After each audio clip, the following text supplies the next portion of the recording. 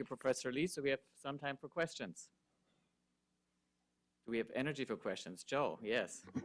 You know, from what I know about a lot of the evidence-based healthy aging programs is they're built, a lot of them are built around peer-to-peer support. So you get people together, for example, that all have the same chronic condition, and it's sort of that self-efficacy that sort of builds from peer-to-peer interaction.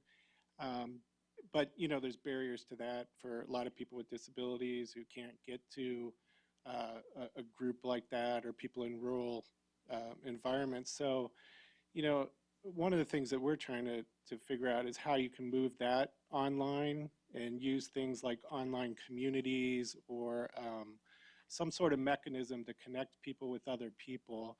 And so I'm curious if you know of any, you know, innovative things in that area or any research being done in that area. Maybe I can comment. I think as earlier I heard a question about the people who are not familiar with the internet, and they have a hard time to use the web-based solution for the healthcare. And one example we have done in our institutes, what is the most prevalent appliances at home is your TV. So we have done is convert the TV into interactive media. Just like your iPhone now is a display on TV. Now the user can just use a remote control to select the channel as a way to interact with your physicians, with your medical device, or you can send the emails. And so there is a different way to deliver the solution if we know the living environments. And we can see for that TV, it's connected through either your cable TV or satellite TV or your IPTV. Right? So the connectivity is already there. Right? So to me, I see the barrier actually is relatively low, but we have to really think about who are the users. And I'm very encouraged by seeing many service providers talking to us. They see the future is a convergence of three major media. One is entertainment, second one is healthcare, the third one is energy management at home. And so we see it's a new business opportunity for service provider to come in to provide that access to the consumers. And they see the business model to bring the profit, at the same time, improve users' quality of life. Carol, you want to add? There's a company called Thrive. I think Walter Greenleaf is involved with them, and they do develop programs like this, behavior modification programs. I know they're working with kids in certain ways like this. So it's sort of a social network, a virtual social network, and they go into like Second Life, something like that. And I know that they've been talking about extending this to older individuals. But I don't know if they have, but he might be a good person to talk to. Yes. Joe, in the telehealth and physiologic parameters, congestive heart failure, I mean, that's a great example, and yet some negative results. And I'm thinking maybe I missed something there about that. When I saw you have case management plus telehealth, physiologic managing, or just case management, no difference in hospitalization rate, but a 42% reduction in days in the hospital, I would interpret that as our devices are maybe not sensitive enough. They still need to be in the hospital. They both had case management, so I don't think it was case management that shortened it. I think one of them got there a little bit earlier in their course, so they weren't quite so bad and they could get out earlier, but it wasn't early enough. And then it's just the detection of the devices. So to me, it opens up an opportunity. Did we need a little more sensitivity in our physiologic measurement? And then another negative study surprised me, but did not show any benefit. And I'm thinking that maybe in that one, as I read the details of it, there was a challenge in the physician response. Physicians weren't responding particularly well.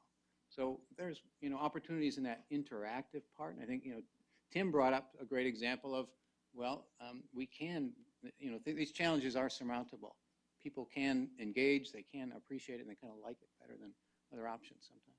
So I just wonder if any. I would say all good points. I mean, again, I think there's tremendous promise for the technology. There may be issues around the sensitivity, the biometric monitoring, exactly what's monitored, the type of follow-up, again, as you said, the communication back to the treating physician, who's making decisions and when and how early can we get there. All plausible explanations for some of the negative studies that have come out, and I think reasonable to take into consideration. I think the robustness of the data is not quite there yet because of the design. There are many design differences between each of these trials, the type of technology, the exact intervention, which is hard to put on a slide since there are so many permutations about workflows on what the nurses do and how the communication gets back to the physician.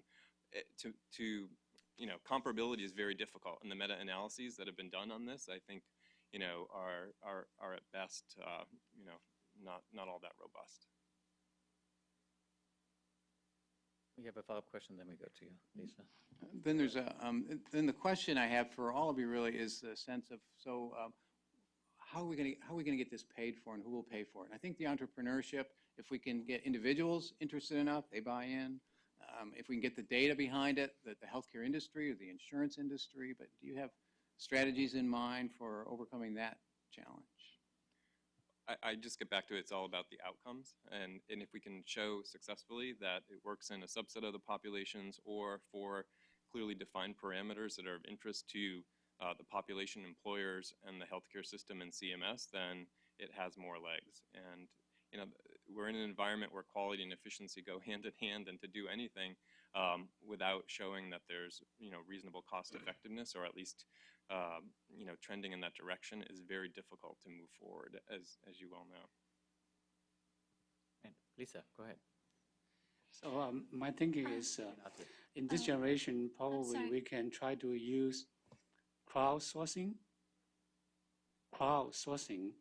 and let individuals to try it out, and we can make information available, device available. They can be the test bed of the device, and they can sign up for it and try it out and give the feedback, and they will pay for it. Crowdsourcing is a way, I see it's a great opportunity to gather the early market data as a way to set up business model. And I see this is one area we have a great potential for venture science study to really come up with a solution for the healthcare. Okay, one more question, Lisa. Great presentations, all of you. But Tim, I wanted to focus on your agent who talked about discharge plans. I'm not a Californian, so I might have zoned out for a minute. Did you talk about whether readmission rates were decreased by that? They were not. They were not. Oh, okay. Yeah, we did a trial with 400 patients and a lot of complications in the trial. Okay, because as you know, Medicare right now is just zoning in on readmissions. And I think it's really, really important for, if there were a lot of problems in that trial, to figure out what those were and whether your technology could actually help the readmission rate, because that is one tough nut to crack. Yeah, that's our one project that we've licensed to a company, and they're selling it to hospitals. Oh, okay. So because of the new rules that make a business case for it. So. Great. Let's give another round of applause to our presenters, please.